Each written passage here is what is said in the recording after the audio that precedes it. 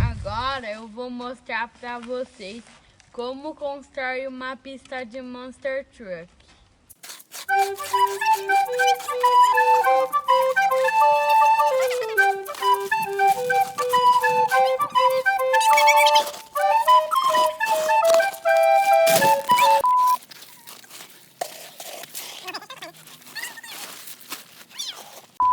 Agora a gente vai levar areia para fazer a pista.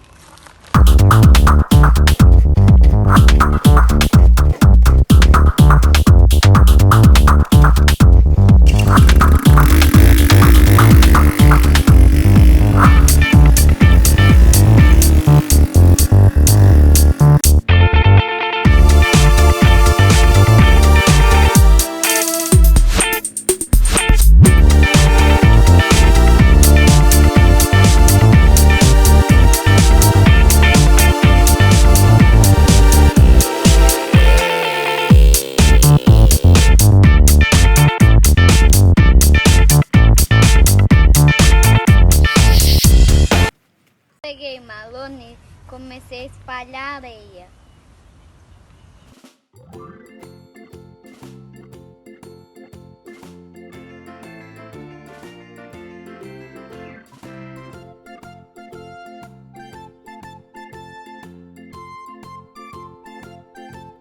Pessoal, para fazer o looping que o Monster Truck dá, a gente vai usar essa caixa aqui.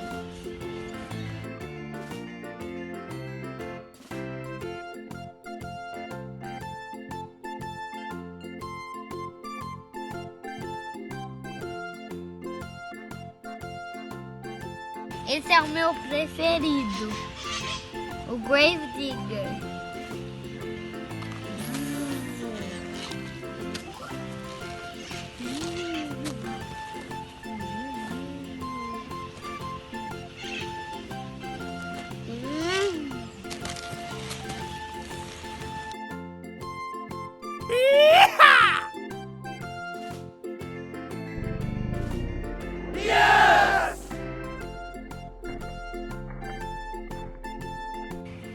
Esse caminhão molha a minha pista do Monster Truck.